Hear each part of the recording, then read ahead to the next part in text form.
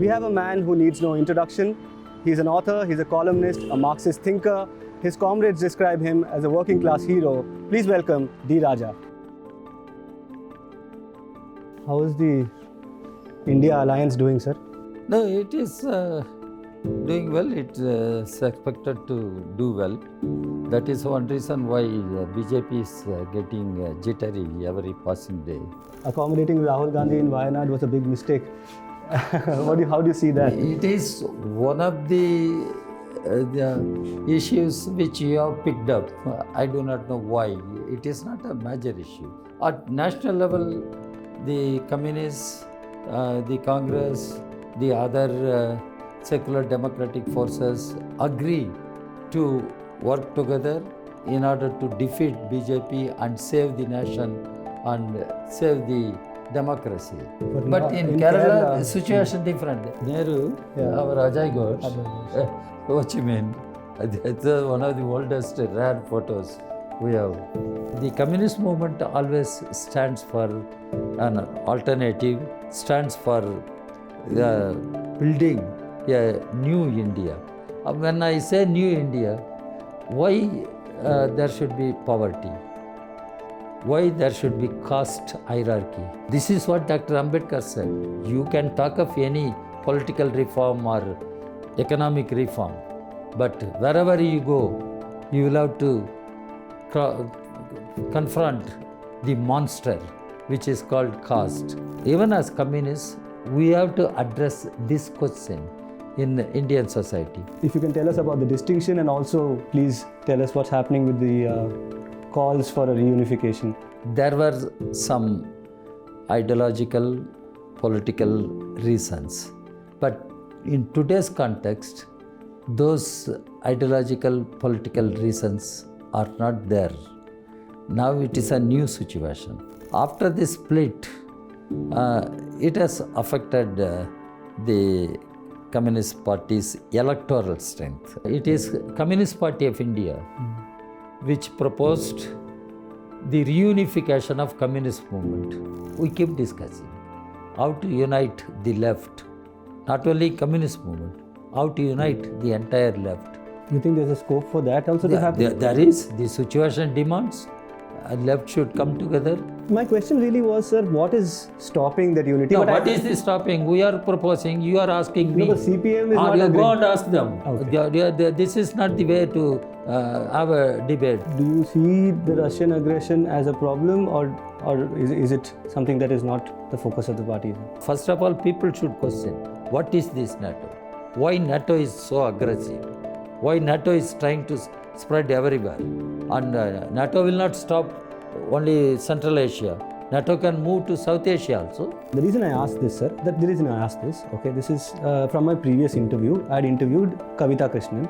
She said, I'm not getting into what others say. No, but it is that, I'm not getting into, in Indian society, there was a debate at the time of Ambedkar, whether caste should be treated as part of superstructure or as part of the base. Right. Ambedkar said, wherever they go, they carry caste. They go to UK, they carry caste there. If Ambedkar is alive, Ambedkar will hold my hand. I will hold Ambedkar's hand. We both will walk together. We both will fight together for the liberation of the people. The most influential ism in the country today appears to be Hindutva.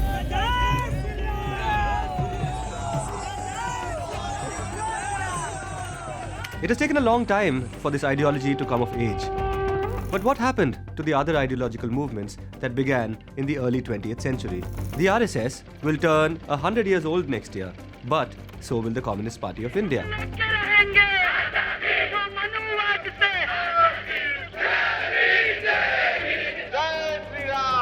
Ambedkarism, Marxism, liberalism, Dravidianism, feminism, Gandhiism.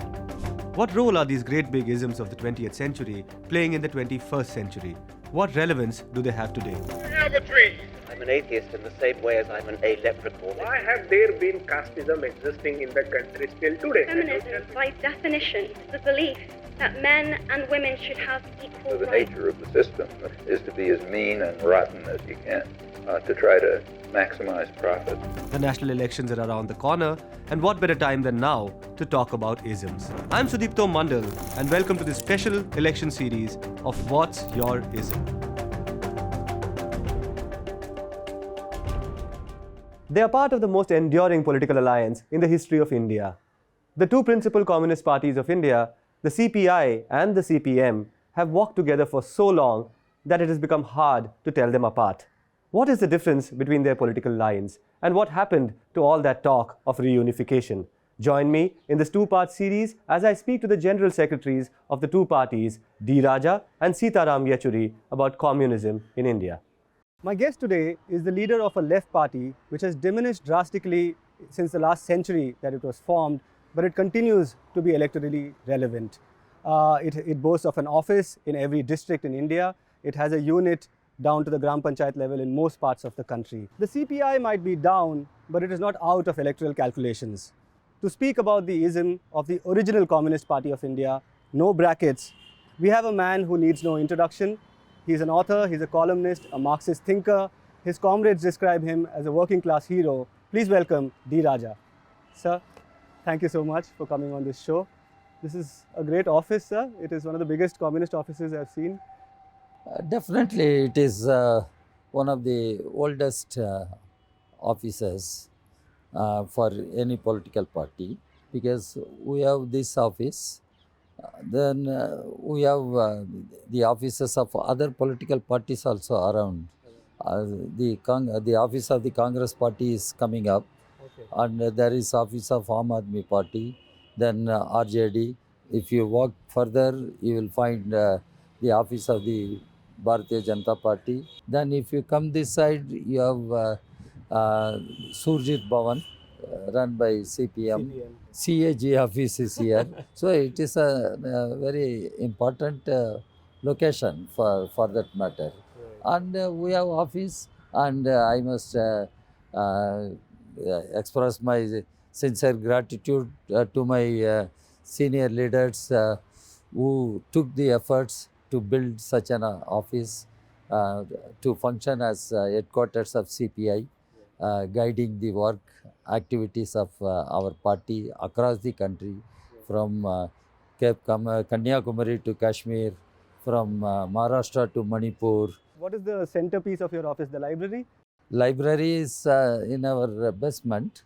It is one of the very best libraries, I must say, because many research scholars do come here.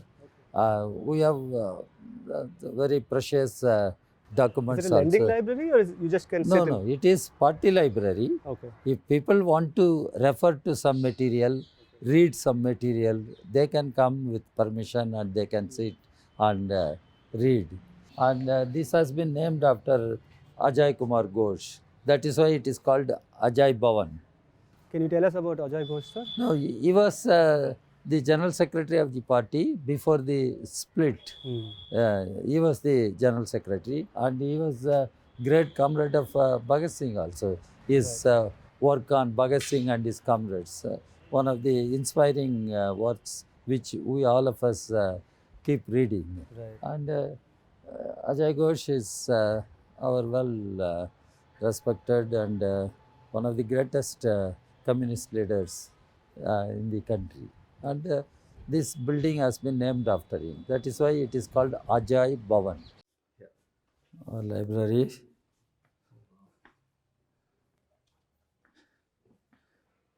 She is our young librarian. Hello. Who is taking care. So you have archives also over here? Yeah. We have wonderful collection of old documents inside. Before we get into the ism and all of that, how is the India alliance doing, sir? No, it is doing well. It is expected to do well. That is one reason why BJP is getting jittery every passing day. Why Mr. Modi, the BJP, RSS combined are stooping to such a low level to abuse opposition, raising issues not connected with any livelihood of the people. So there are also cracks, no, sir? it has given no. After all, the independent political parties, they come together on a issue which concerns the country and the future. Now, constitution is under attack, democracy is in peril, secular parliamentary democratic system is under attack. So, country has to be saved. There are people who believe we have already lost the republic. Now it is time we will have to fight and reclaim our republic. So, how to do that? Can I ask you Unless in that you context? fight and defeat BJP. In that context, can I ask you, there is this talk about joint fight and all that. I was just going through. So for this interview, I prepared using the document from your party congress 2 years ago, the declaration, the resolution. One of the things mentioned in the resolution is that accommodating Rahul Gandhi in Wayanad was a big mistake. How do you see that? It is one of the issues which you have picked up. I do not know why. It is not a major issue. Of course, he went and fought because there Kerala is a specific political situation. Because it is not like any other state. There the conflict is or fight is between LDF and UDF. LDF and UDF. At national level, the communists, the Congress, the other secular democratic forces agree to work together in order to defeat BJP and save the nation and save the democracy. But in Kerala, the situation different. In that context, leader of his stature should have fought directly against BJP. In any other state, that would have sent a good message. That is how it has been explained. Now it is for Congress party to think over. Which brings me to another question, again about the south and a particular state. Both your seats are from Tamil Nadu. I just picked up from my sources that the DMK is very keen that you should contest a third time. Talks are going on. I understand. Maybe tomorrow or day after tomorrow, again our party and DMK will sit together and discuss. What they discuss, it is for our state leadership. Let us wait and see what will be the outcome. You know what I heard? I heard that the that you hear. So people. Let me share what I heard. I heard that if the ticket doesn't go to Mr. Raja, the DMK thinks it will be on a weak wicket, and it wants the CPI. It wants the CPI to make an exception. Let us see. I do not know. Nobody has spoken to me. Even my party leadership has not conveyed anything to me. People like you must be getting informations from your own sources. I cannot ask your source. Let us wait. Can I ask you, is the third term ruled out? Is that like absolute? No. Yeah, it is for my party to decide everything. I am the general secretary, but finally we function on a very principled position. That is, democratic centralism is the basic organizational principle of our party. It means what?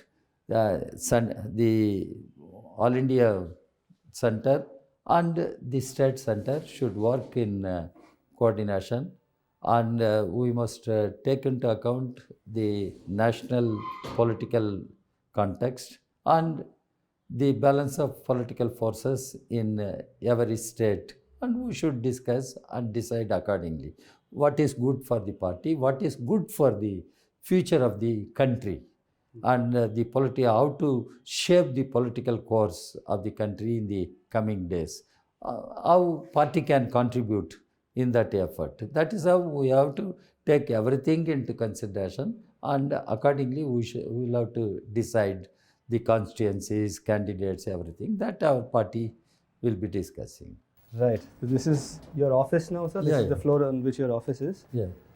This picture is our Telangana volunteers who took part in Telangana armed revolt against Nizam rulers. Razakars.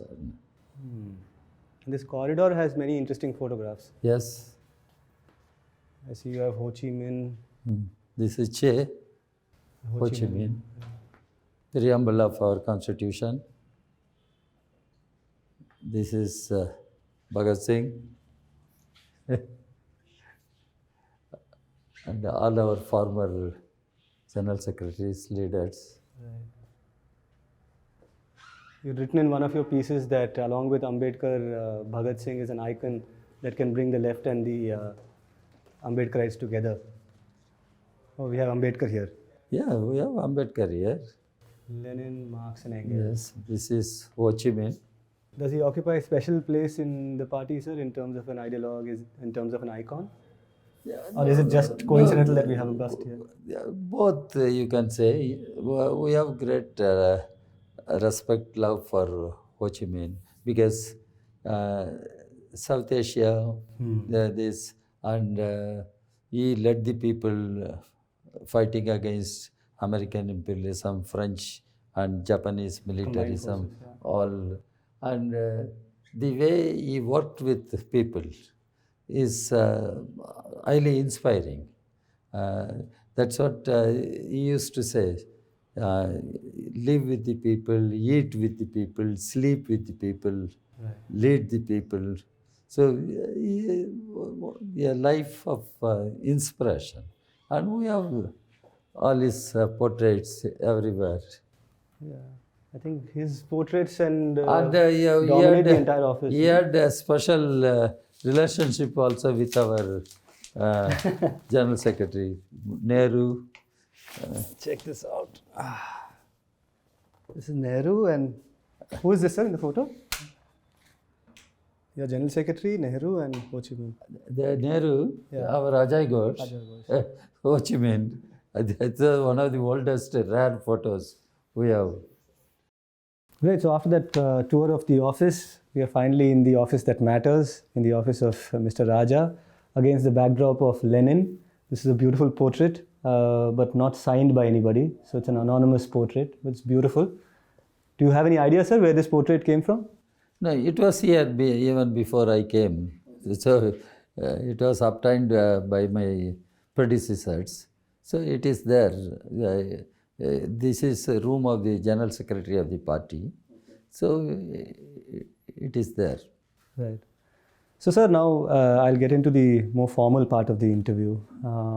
I just want to tell you that in preparation for this interview, I went through 3 major documents or materials. One, of course, your own writing. One, your party Congress resolution from 2022. I think it was held in Vijayawada. And the third document, I find it very interesting. It's a 1948 document, which is called the Program of Democratic Revolution. This was your second party conference in which you laid out the path for how you will participate in the democracy. So these are the 3 broad things I've looked at. But before any of that, sir, I want to actually know what's happening with the Communist Party and the movement, for starters, because the CPI in this document and also for many years has been talking about reunification. And I wish Mr. Yechury was here. I tried, in fact, to get both of you in the same interview. From the outside, because of so many alliances that you've already been part of, from the public point of view, the distinction between CPI and CPIM has somewhat blurred.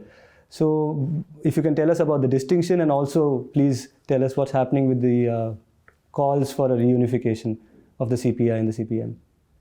The split was a major development, and it affected the growth of communist movement and influence of the communist movement in the country. And nobody, for that matter, I belong to the Communist Party of India, and I always stood for unity, and my party stands for unity. But somehow the split took place. There were some ideological, political reasons. But in today's context, those ideological, political reasons are not there. Now it is a new situation. When the split took place, it was a different time. The country in the post-independent India, there was one party rule, that is Congress party. After independence, it is Congress party which had the power. Yes. And the first time in 1957, Communist Party broke that one party rule and won the elections in Kerala. 1967, that one party rule was broken in 7-8 states. So till that time, the Communist Party was a major force in shaping the political course of the country. After the split, it has affected the Communist Party's electoral strength. Electoral strength. You still have an office and a unit in every district in India. In the meantime, the regional parties also emerged. So India, a country with tremendous diversities. It is multilingual, multicultural, multinational, the country that way.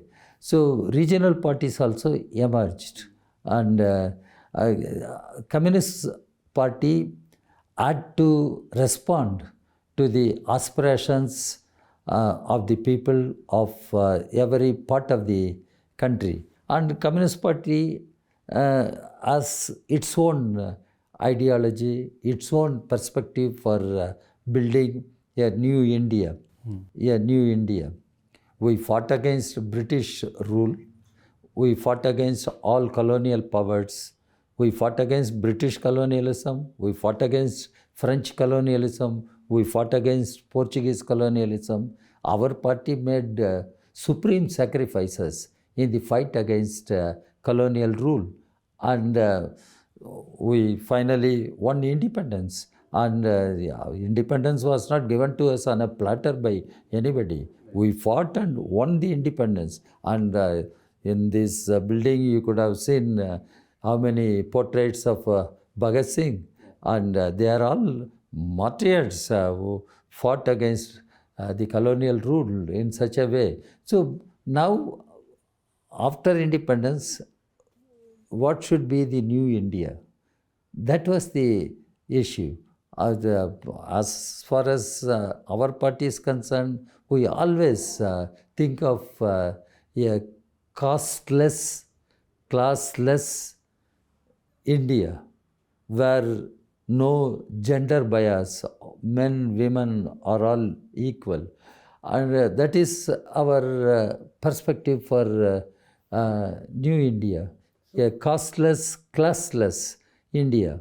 I'd like to interrupt you for a second here, sir. If I had asked a person from the CPM, let's say if I was having the same interview with Mr. Yechury, I would imagine that he would say the same things, which is what led to the question in the first place, saying what are the contradictions between the CPI and the CPM? No, that's what I am coming to that point.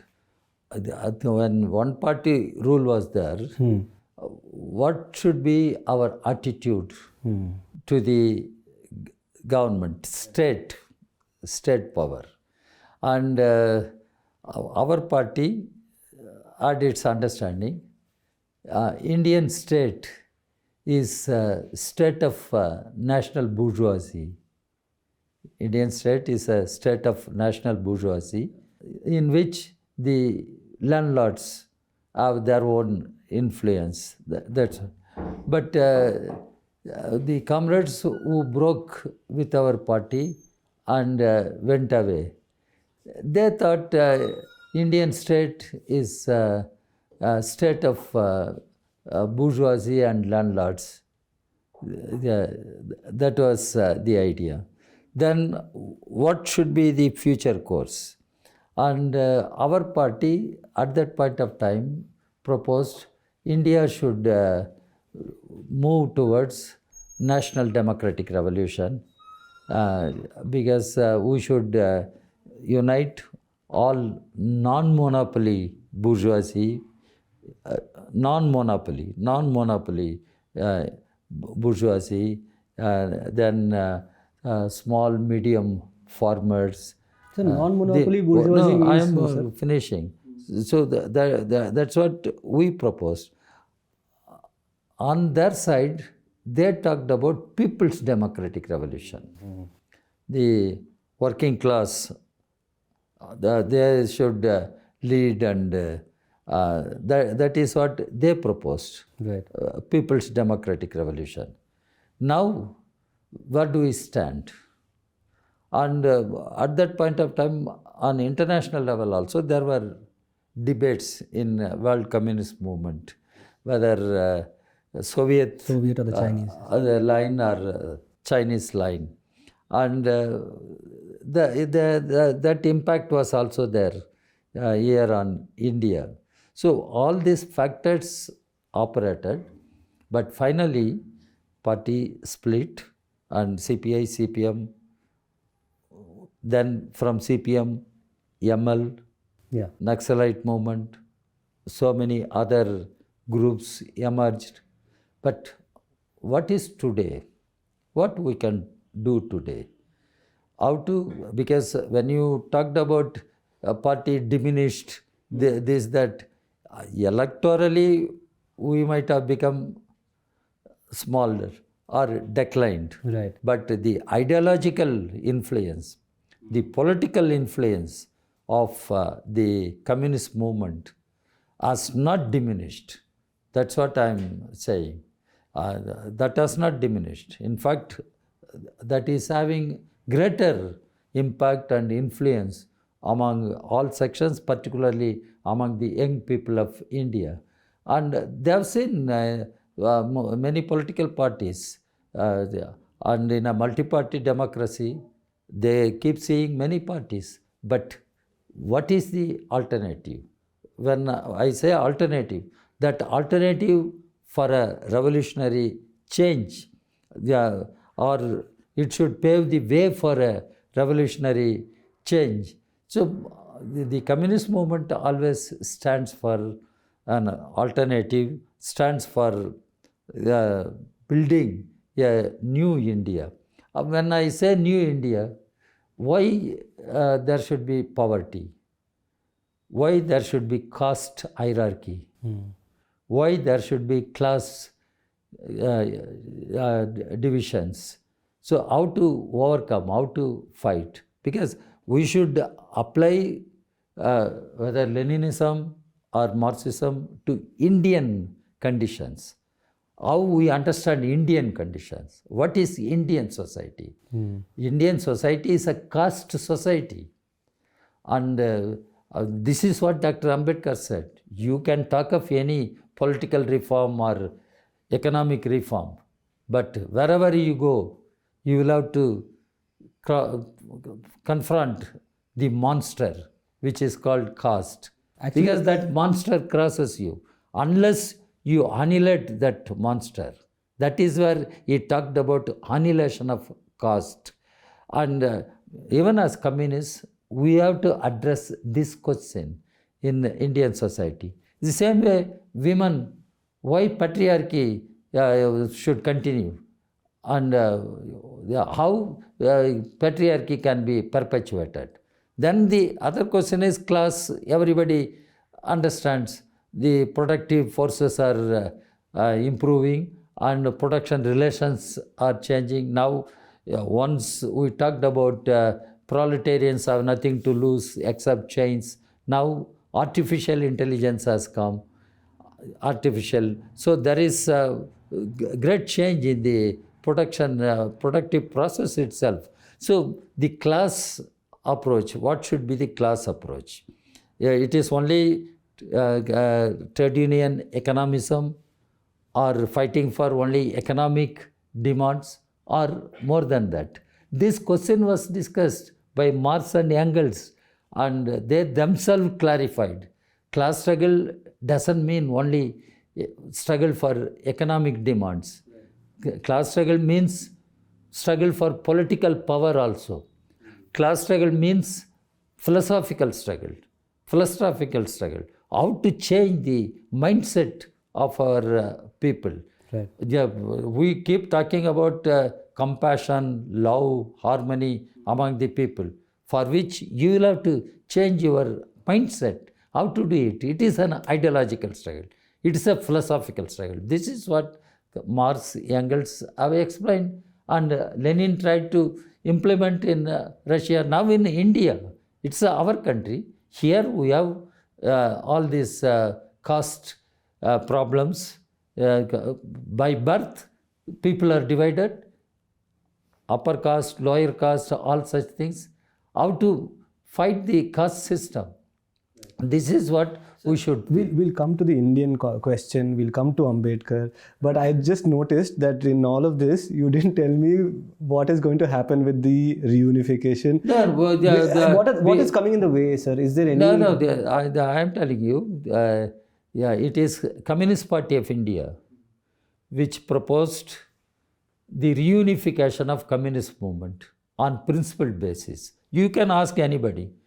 Yes, it is there in your document. No, also. you can ask anybody. When Comrade Chandra Rajeshwar Rao, C. Rajeshwar Rao, when Comrade C. Rajeshwar Rao was the General Secretary of the party, we had a party congress in Calcutta where the CPI formally proposed it is time we should strive for reunification of the communist movement on principled basis.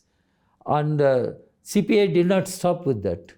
CPI consistently took efforts to unify, and we tried to unify the mass organization, class organizations.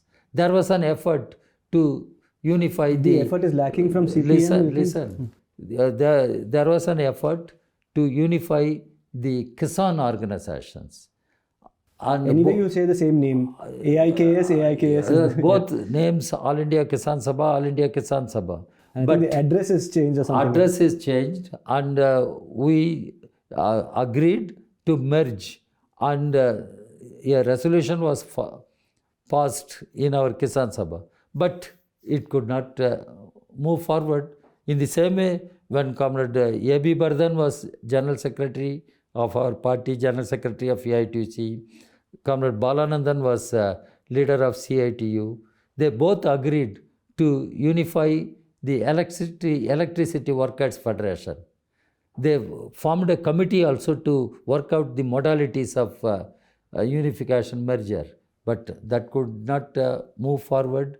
Then when Comrade Indrajit Gupta was General Secretary, Comrade Surjit was General Secretary, in their names, it was agreed to send a common circular to all state units of CPI, CPM, asking them to constitute state-level coordination committee. We sent common circular signed by Comrade Indrajit Gupta, Comrade Surjit. This was in the year? When they were general secretaries. But some states, they try to have coordination at state level, all such things. But nothing substantial could take place. Now, I am the general secretary of my party. Comrade Yechury is general secretary of CPM.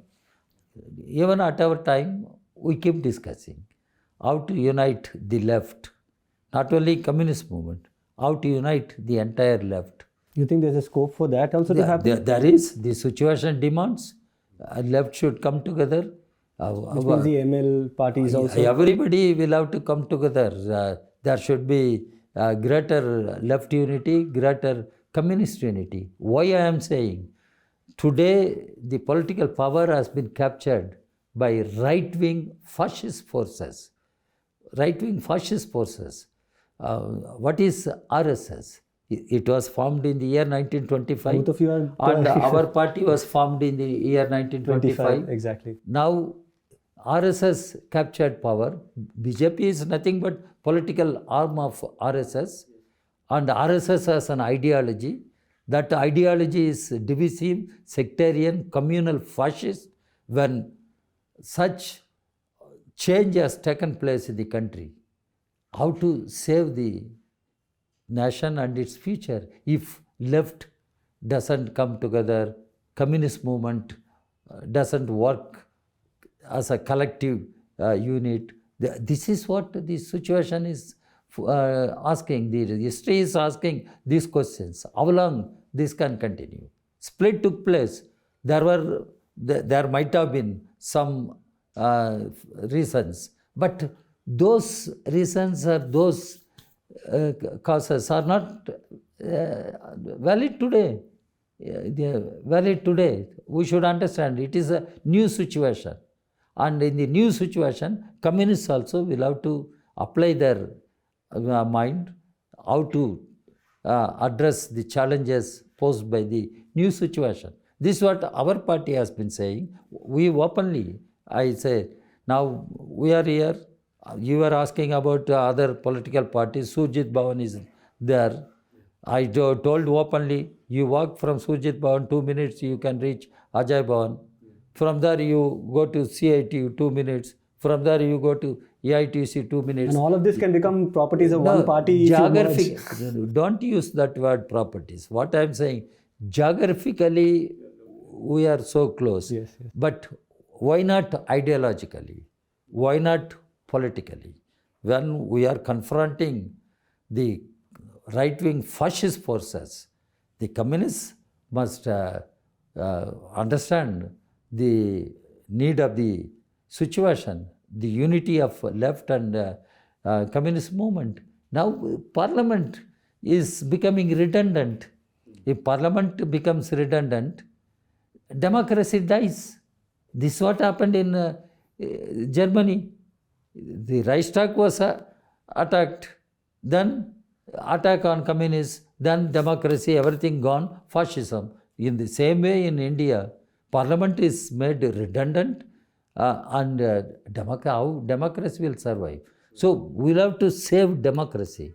We'll have to save the constitution. Then only we can shape the political course of the country. Right. Okay, I still didn't get an answer for that question, but I'll move to the... What is that? My question really was, sir, what is stopping that unity? What is this stopping? We are proposing, you are asking me. No, but CPM is not Go and ask them. Okay. This is not the way to have a debate. No. And you are accusing me. No, It I'm not is accusing. my party which proposed reunification of the communist That's movement on principle basis. I told you when Comrade Rajeshwara was General Secretary, this was proposed by CPI, unification of the communist movement on principle basis, and we continue that. And if that doesn't happen, you will have to ask the other party. Instead of that, you are trying to accuse. I'm not trying to accuse you of anything, sir. Not at all. I will, in fact, I have an interview scheduled with Mr. Yechury also. I'll ask him. But sir, if you'll allow me now to move a little away from the Indian politics, your party is always known as one which has an internationalist vision. The communists always have an internationalist vision. And in that, I was going through your party document. I looked up the section on Russia, sir.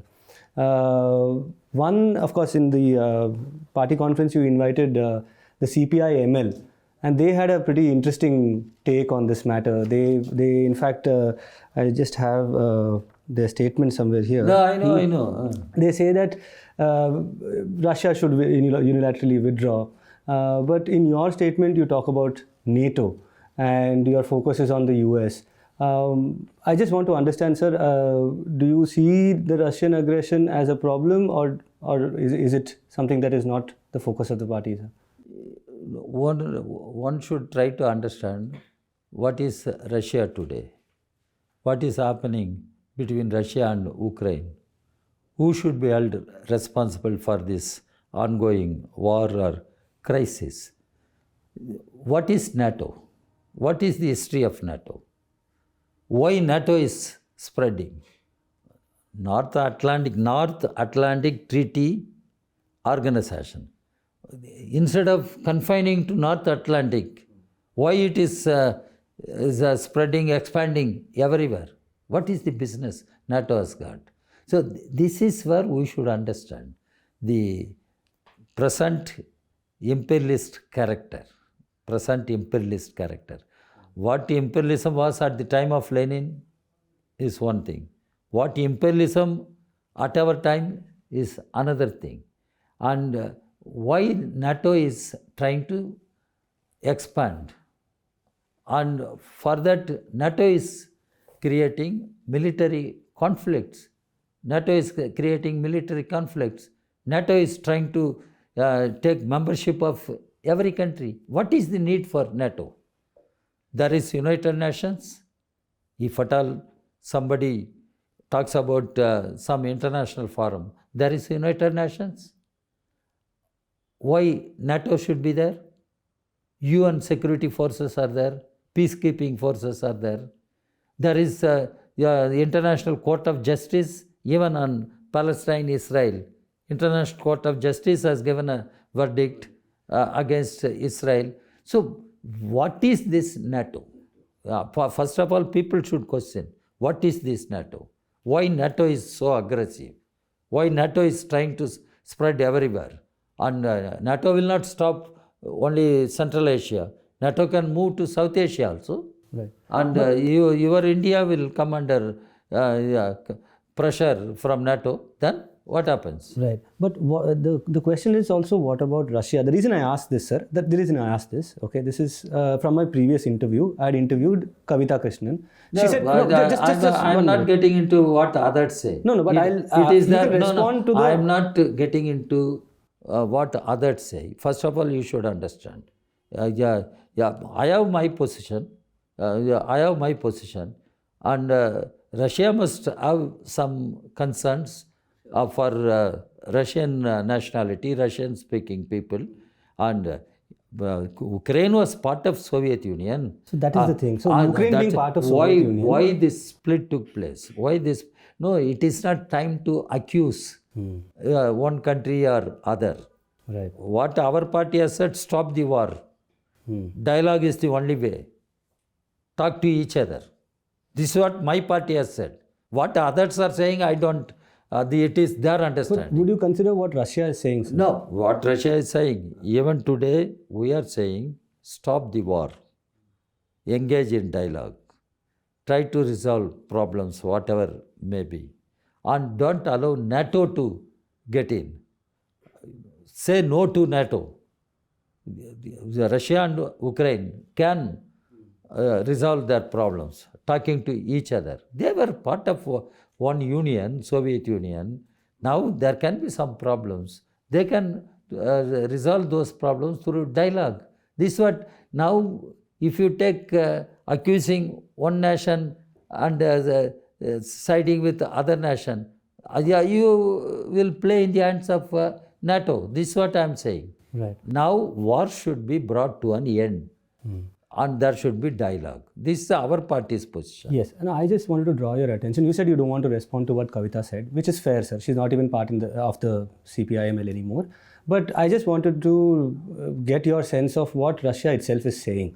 So I was going through this writings of this person called Alexander Dugin, who is supposed to be Putin's Rasputin. He's supposed to be Putin's mind.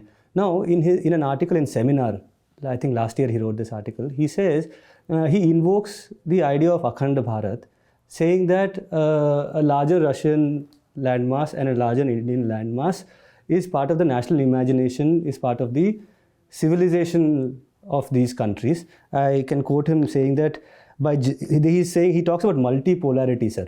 He says, by joining the club of multipolarity, India could achieve new goals in a return to its history and its traditions. So, trying to say that there is a common ground between how Akhand Bharat operates and how Russia operates. Let us not get into all this very fictitious. It's not fictitious, sir. This is an advisor of Putin's. He may be advisor of Putin. He is not my advisor. I don't decide my policies taking his advice. But Russia decides its policies. Whatever may be, Russia can decide. I need not decide taking his advice. Who is he to give such an advice to me? That is not the point. The point is multipolarity has become an issue when after 1990s, in fact, the neoliberal policies were imposed in the name of Washington consensus. The neoliberal policies were imposed on the whole world. And that was the time there was an attempt by US to emerge as unipolar world. And that was the time we should understand because collapse of Soviet Union, and some ideologues started speaking end of ideology, end of history, everything has come to end, and only US imperialist power will emerge as unipolar world. That was the time we as communists, we all fought for multipolarity, and world cannot become unipolar one, and world must remain multipolar, and non-aligned movement. What is the role of non-aligned movement? What is the role of a country like India? We discussed all these questions, Akhanda Bharat, it is here the right-wing forces who keep talking about Akhand Bharat. Ask them to define Akhand Bharat. What is Akhand Bharat? Anyone only they can refer to Pakistan. What do they mean by Akhand Bharat? Ask them to explain. And now the thing is, Akhand Bharat here, Akhand Russia. So all right-wing forces are coming together. That is the idea they try to Promote, project. When Lenin was there, it was Soviet Union, and Lenin said self-determination to all nationalities. The peace accord was the first accord signed by that is decree on peace. Yeah. That was the first decree signed by Lenin, and which allowed nationalities to take self-determination position. Despite all those things, they all came together, lived together, worked together. They built Soviet Union. Later on, Soviet Union collapsed. There were certain reasons. And those reasons were analyzed, even now being analyzed. Every communist party tried to understand what happened in Soviet Union at the time of Gorbachev. What is this perestroika? All those things were discussed. In 1992, our party congress discussed what is happening, what happened in Soviet Union, how it happened, all these things. Every party tried to understand. Now the question is, because comparing all these things, we must be clear. What is NATO? What business NATO has got in Central Asia? It is North Atlantic Treaty Organization. Why it has to come to Indian Ocean region? Can we allow NATO to come to Indian Ocean region? Now they are trying to build India, Australia, Japan, all this. Can we agree to that? In fact, when I was youth activist, we organized an international conference in Chennai in 1976 to declare Indian Ocean as zone of peace. Now why military blocks should emerge in the Indian Ocean region? So we'll have to look at the holistic picture. Overall developments at the world level, global level. Because here imperialist powers, because they are in a crisis, imperialist powers are in crisis, and they think they want to dominate the whole world, even environment. Who should be held responsible for climatic change, global warming? And there was a time they tried to accuse India and China. They are the most populous countries. They are responsible for all these things. But in reality, it is something else. And it is imperialist powers which were responsible for climatic change. Now, the humanity is facing the impact of climatic change. So, we will have to understand the developments at global level, the political developments, economic developments, social developments in an objective way, and not falling into some kind of subjectivism. This is my understanding. Whether others agree or not, that is their problem. But my understanding this, and it's the same way I look at my own country, my own society, why people they should live in such a pathetic social environment, why there should be caste, why there should be patriarchy, why there should be class division, why all citizens cannot have means of livelihood as they want. This is what Dr. Ambedkar said. Now there is an attempt to redefine Indian nation and Indian state. You have seen the preamble of the Constitution. Our Constitution makes it clear Indian nation should remain as a secular democratic republic. Indian state should be a secular state, not a theocratic state. Right. Indian state should remain as a secular state. And Indian state should be a welfare state, ensuring all means of livelihood to all its citizens, men and women. This is what Constitution says. Then Indian state should remain as a federal state. That is what Dr. Ambedkar said. India, that is Bharat, Union of States. In fact, originally Ambedkar called United States of India. Yes, I remember. When he drafted the Constitution, he said Union of States. Union of States means what? So every state has its own elected government, and there should be coordination, cooperation on the basis of federal principles. Mr. Modi talks about cooperative federalism. There is neither cooperation nor federalism, but he calls cooperative federalism, grabbing all powers of state governments and centralizing all powers of the country. And how can we agree such development to continue? That is where we keep talking. Left must come together. Communists must come together.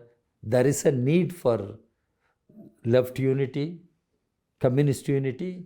We will have to strengthen the left unity, communist unity. Once left communist movement emerges, it can ideologically influence other centrist forces. And even in our document we have said, centrist forces Yes, I see this, yeah.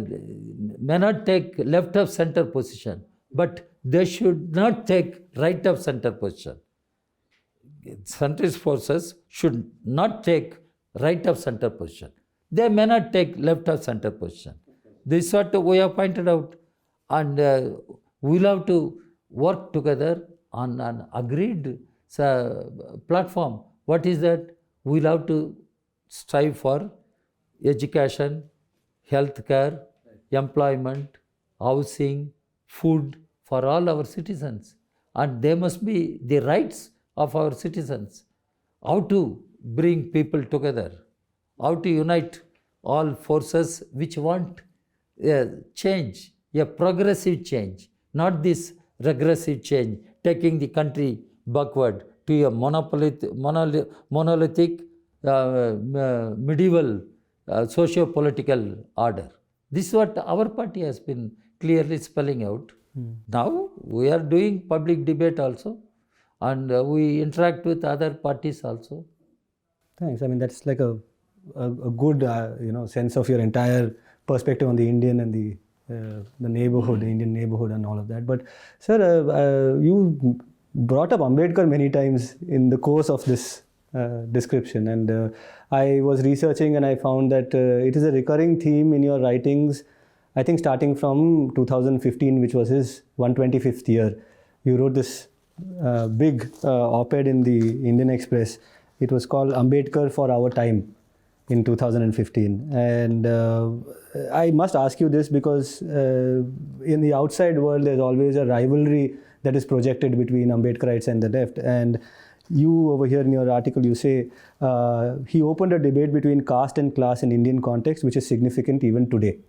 His vision of India's freedom is most revolutionary because it calls for annihilation of caste, which is more fundamental than economic socialism. Sir, does that mean that the idea of caste trumps the idea of class? I mean, because that's when I see in campuses and all that, when young students debate, one left group will be saying class and one Ambedkarite group will be saying caste. But what do you mean when you say annihilation of caste is more fundamental than economic socialism? No, that's what one should try to understand the dialectics between caste and class.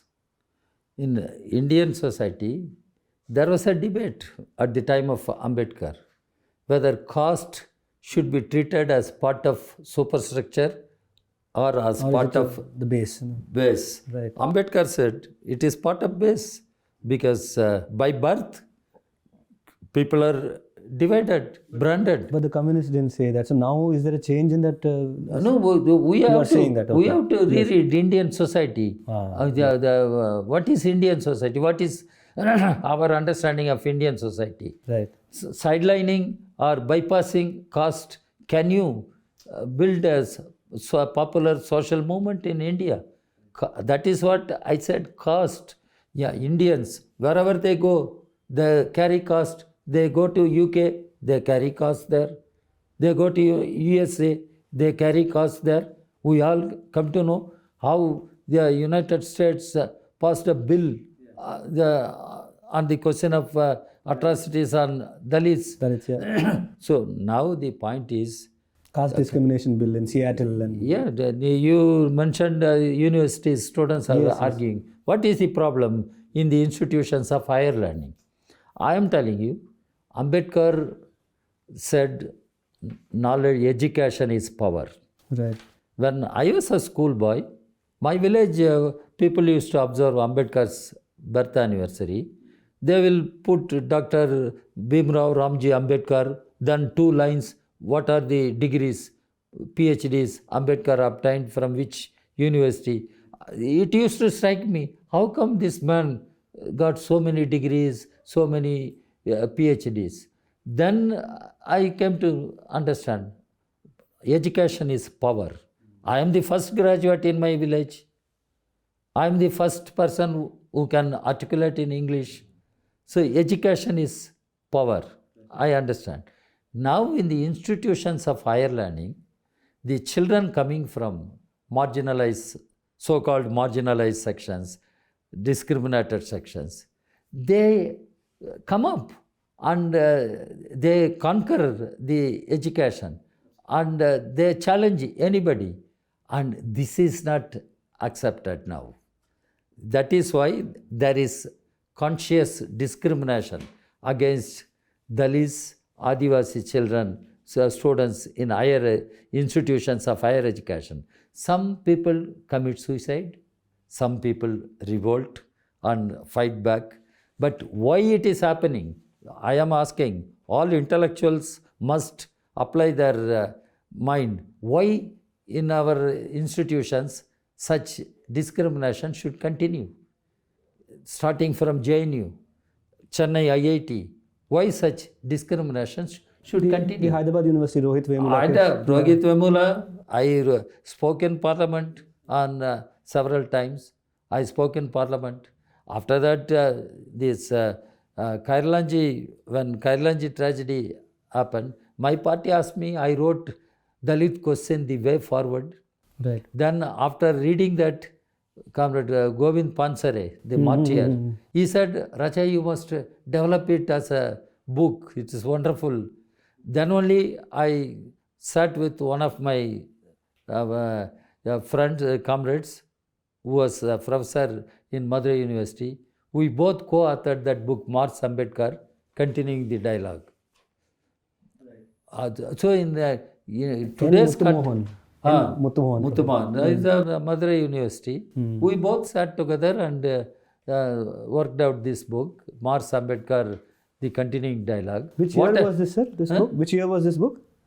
This was a few years back. You can say, check. The reason I'm asking is what I am trying to say, in today's context, the Marxists, Ambedkarites, Periyarists, and all social reformists, those who follow, they all come together and work together for revolutionary change of our society. I don't know, you are from Kerala or no? From Bangalore only, sir. Because, Okay. yes. Kerala is number one state as far as literacy is concerned. How it happened? You must have heard Ayyan Kali. Yes, yes. And he was a great Dalit revolutionary. He fought for education of Dalit children. He demanded gates of schools must be opened for Dalit children. Do you know that? And he did not ask for the gates of temples to be opened. He asked for gates of schools to be opened for Dalit children. They must have education. Right. That is why today Kerala is number one state. In the same way, in Tamil Nadu, I can say, the Ayodhyadas Pandit, Periyar, they all fought for social reforms, social justice. Today, Tamil Nadu is one of the leading states as far as social awareness, the consciousness for justice and everything. It happened. So, what I am trying to say, in today's context, communists, Ambedkarites, Periyarists, and all those who follow such social reformers must come together and fight for change. And that change not only in material life, that change in mindset also. Intellectually. Mindset also. To end, I can quote my daughter, how I learned from her. Actually, she was a kid, school-going kid.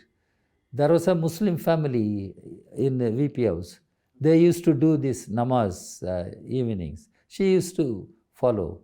Then some friends came, somebody, journalists, they were there at home.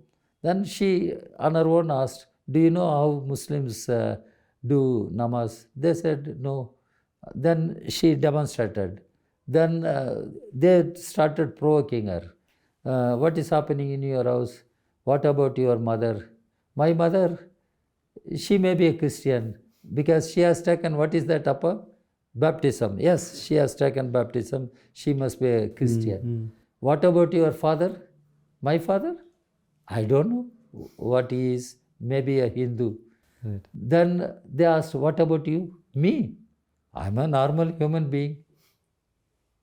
You see, how can we ask people should feel they are normal human being? Right. They should share the sufferings of fellow human being.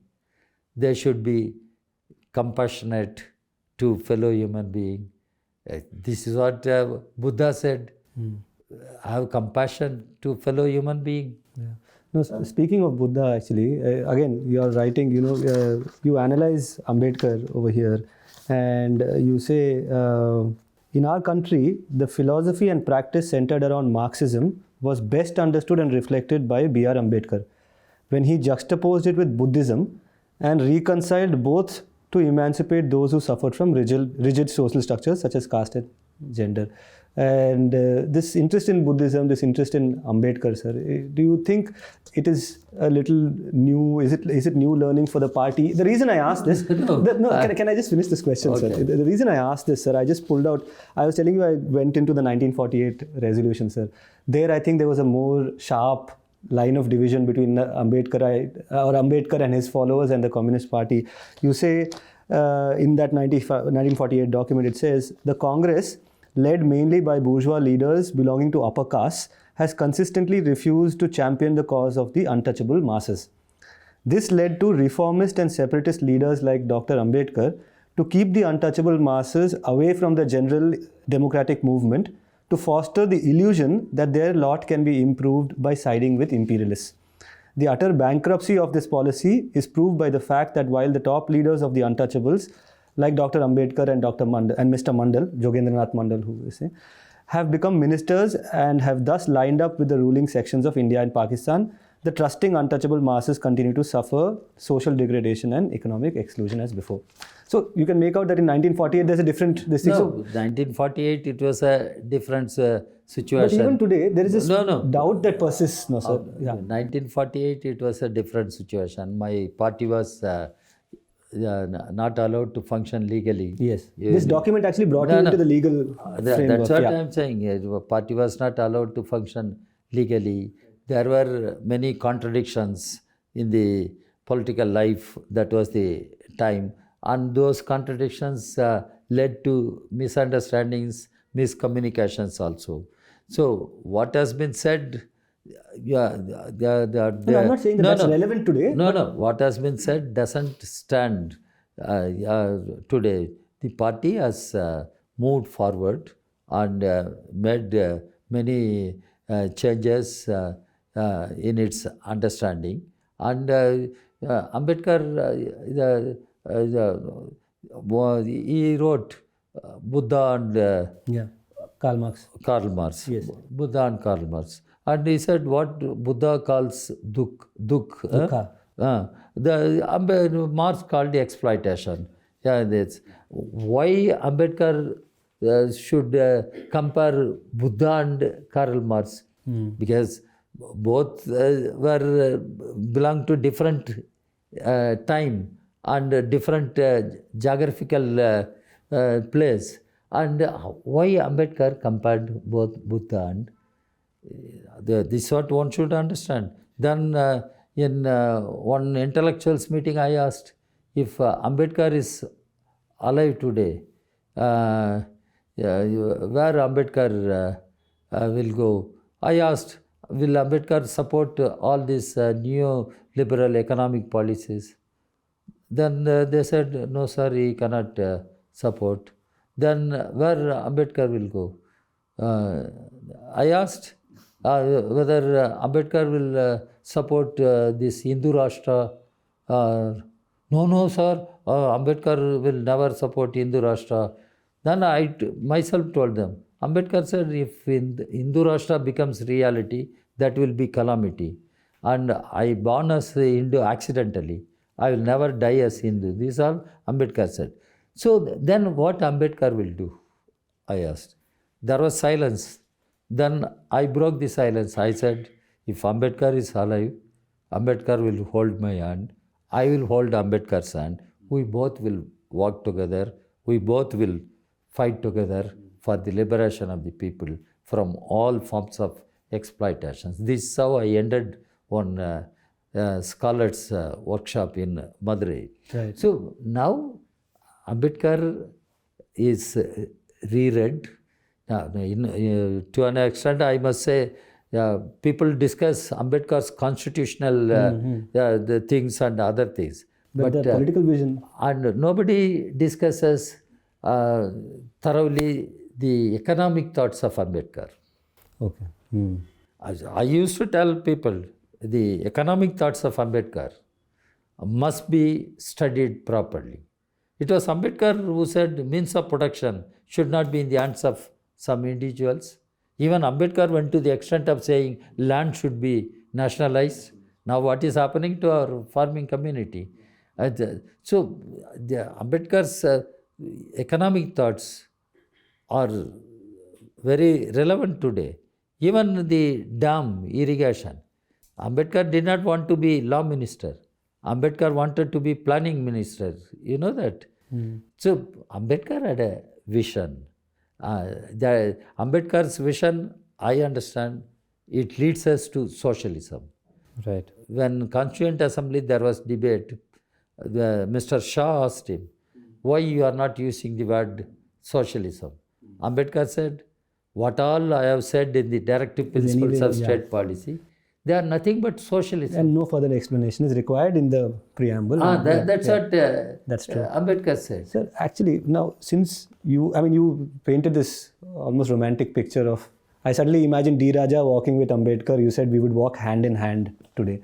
But I went into your party document, which is the only source I can get. So this is the resolution of your party in the 24th Party Congress, and there are two sections, sir. One is the economic overview and the alternative economic plan. in both these sections, there was no mention of Dalits or Adivasis or women, given that when it comes to the economic exclusion of these communities, they face it more acutely, perhaps because of their identity, they face it more acutely than some other communities. The only section where I saw Dalits and Adivasis mentioned was, there's a separate section, I think I'll just go to that page if you'll allow me. It is RSS Assault on the Idea of India, page 101. No, I know, it is my document. It's your document, sir. Yeah, I know. The section is only relating to, sorry sir, if you'll allow me to finish this question. The entire section, increasing attacks on Dalits and the tribal question, is talking about the attacks on those communities, the attempt to turn them into Hindus, to turn them into militant Hindutva activists, the appropriation of their culture. In the question of the tribals, there is of course some reference to FRA, the Forest Rights Act, but in the question of Dalits, there is no economic program, there is no social program that the party mentions. Why is that? You should read our entire document. I did, this is political resolution. There we have identified the Dalit question, tribal question, women. We have talked about social justice, economic. There we have talked about how public sector should be protected, how reservation should be protected. In fact, in Parliament, I spoke when privatization is done like this, there should be reservation in private sector.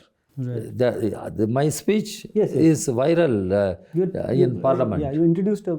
Yes, I introduced a private member resolution and quoting K.R. Narayan. There should be reservation in private sector. Even when this economically weaker section bill was brought, quota bill, I raised that issue. Where is bring a bill to provide reservation in private sector? Why you are not? Then there we have said, in our document we have said,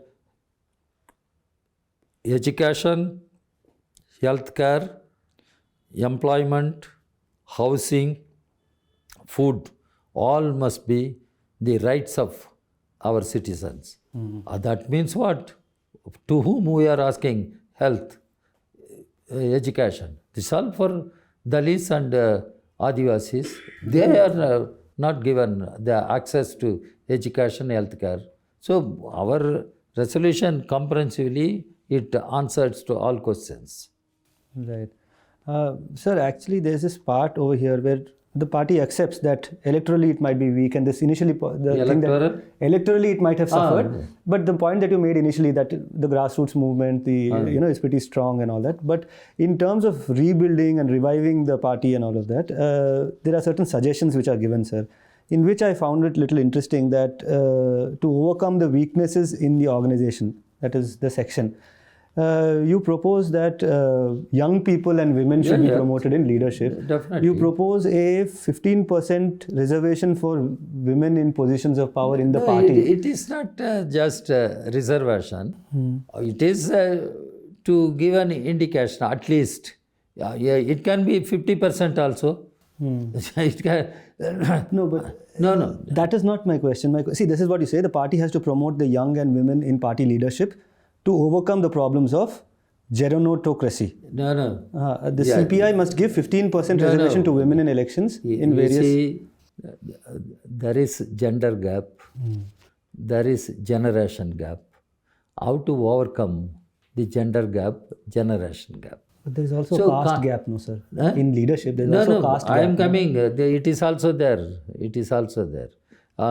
The idea is we will have to make conscious effort to recruit and promote women in our party structure. Leadership. Same way, including leadership. Same way, young people should be brought. And in the same way, we have asked we should bring more Dalit, Adivasi cadets. But that is not in writing. No, it is there. It is a part of our understanding. But it is not in the... No, we need not write. In the resolution. Then you will ask me, your party has no Dalit people. Yeah. But understanding, when we recruit our party membership, we have a column what is the percentage of socially discriminated sections, Dalits, Adivasis. We take note, we study the composition of our party membership. We reach out to the Dalits, Adivasis, women, minorities, and recruit them to the party. That is a conscious effort. We continue to do that. Sir, my final question, we're running out of time. In this India alliance, I started off talking about the alliance, but my specific question here is, when I was going through your older documents and the present resolution, it seems like not much has changed since 1948 in terms of how you view, for example, the Congress party. Back then also you described it as a bourgeois upper caste party which vacillates between right wing and left wing. Now also you say the same thing. Now you see, it was Congress party which brought these neoliberal economic policies when Manmohan Singh was Prime Minister. And he was finance minister first when then he became Prime Minister. The point is, Nehru was one who established Planning Commission. Nehru was one who laid the foundation for our public sector undertakings. In fact, Nehru went to the extent of calling modern temples of modern India. And it was Nehru who did all these pro-people measures. Now Congress party slided from that position.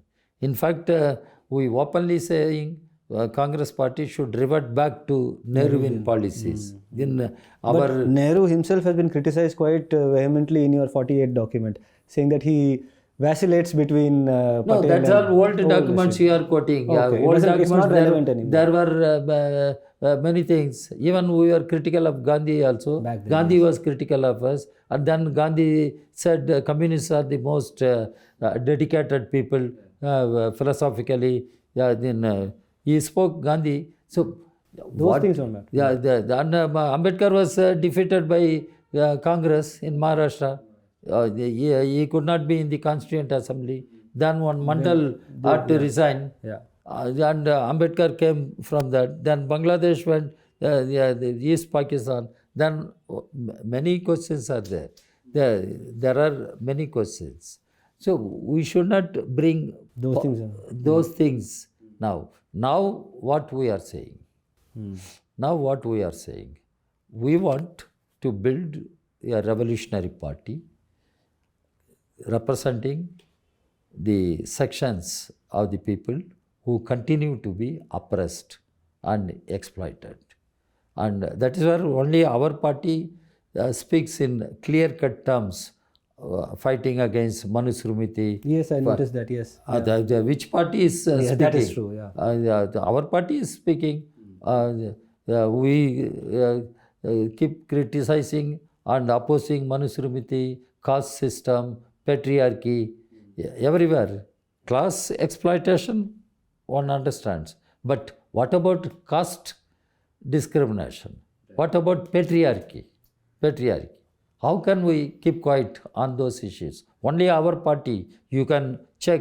I did check actually. Our party, how clearly our party spells out its positions on all these matters. So in Indian context, if one has to move forward to revolution or revolutionary change, you have to address these questions: caste, class, patriarchy.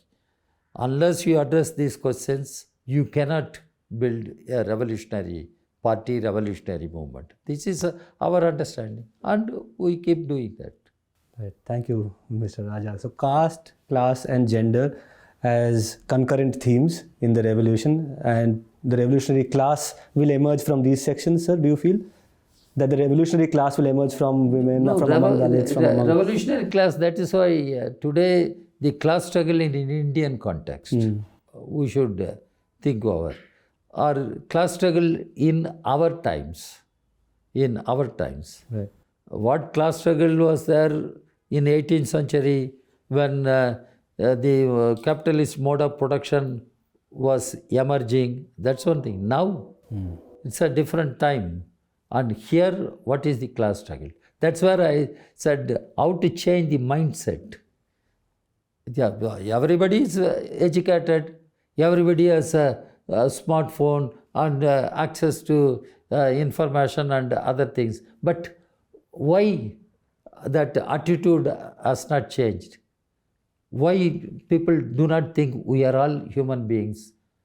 We all should live together. We have to share our sufferings, difficulties. We have to share our joys. We are all human beings. Why that is not coming up, emerging? So what is the fight in the cultural field, in civilizational field? We keep talking about civilization referring to old. Right. But my point is, what is your civilization today? So we'll have to bring revolution in our understanding of civilization also. I am a human being, you are a human being, but why I should have hatred towards you? Why you should have hatred towards me? Why can't we live together and work together for the common good? How to bring that change? That is what we are trying to do. All right. So thank you so much, Mr. Raja. I hope I have asked some questions which you found relevant. Thank you so much for listening to this show. This is Sudipto Mondal.